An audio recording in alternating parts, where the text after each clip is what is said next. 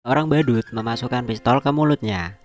Kemudian ia menarik pelatuknya, namun hanya menyemprotkan sebuah cairan. Tak lama kemudian, badut ini terbangun kembali.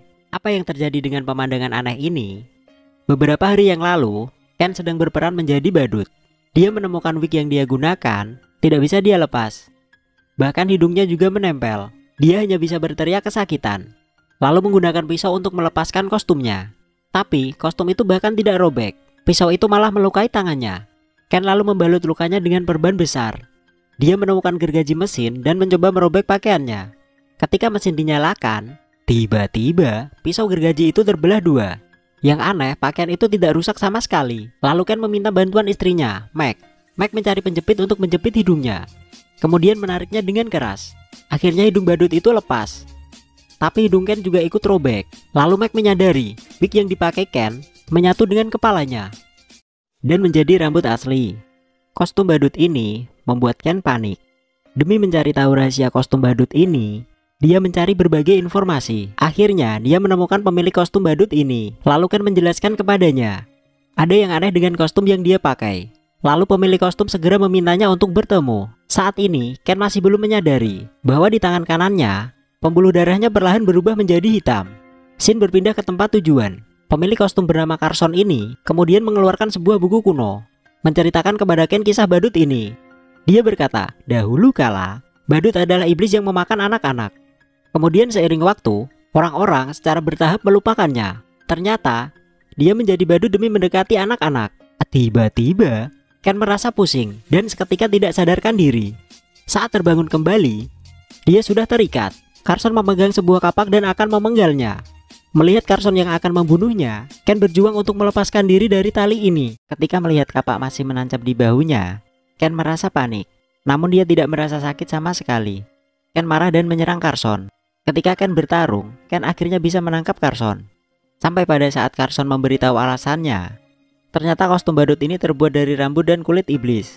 Siapapun yang memakainya akan dikendalikan oleh iblis. Pemenggalan adalah satu-satunya cara untuk menghentikannya.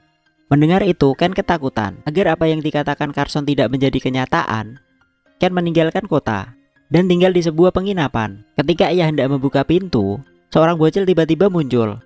Rasa lapar Ken memuncak di hatinya, dan tubuh Ken telah dirasuki iblis. Dia mulai kelaparan, dan anak kecil yang ada di hadapannya membuat dia memiliki keinginan untuk memakannya. Ken menahan rasa tidak nyaman di hatinya. Segera ia menutup pintunya, tapi saat itu juga suara iblis ini membuat dia mulai kehilangan jati dirinya. Dia memutuskan menghabisi dirinya sendiri. Lanjut part berikutnya. Dia membeli 2 alat gergaji, mengatur posisinya, dan menyalakan mesin, memastikan kecepatan gergaji ini, membiarkan dia pergi dengan damai. Lalu Ken duduk di depan bangku, sekali lagi menoleh memastikan posisinya, lalu mendorong sekuat tenaga. Tetapi pintu kamar terbuka. Anak itu masuk ke kamarnya. Dia menggagalkan aksi bunuh diri Ken. Tapi saat itu juga, kantar yang jatuh tiba-tiba retak. Pisau tajam itu menembus tubuh anak itu. Hal ini membuat Ken kebingungan dan menyalahkan dirinya. Dia berlutut di depan tubuh anak itu.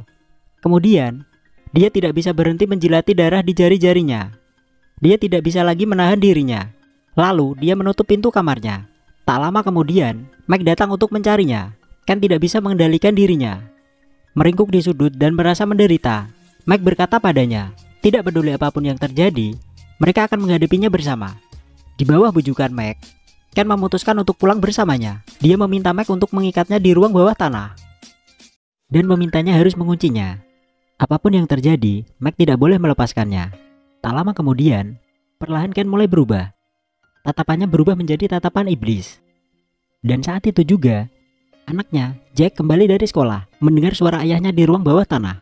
Mendengar ayah meminta bantuannya, tanpa ragu-ragu dia turun ke bawah. Lalu, ketika Ken hampir sepenuhnya menjadi iblis, dia menipu putranya untuk melepaskan tali untuknya.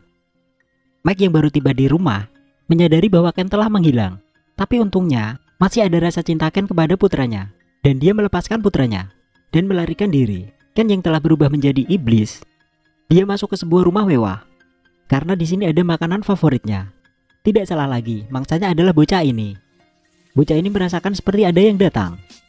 Dia mengambil nunchaku di atas meja dan bertingkah seperti Bruce Lee. Tapi ketika dia melihat badut ini, dia merasa lega. Bocah ini bertanya padanya apa yang ingin dilakukan.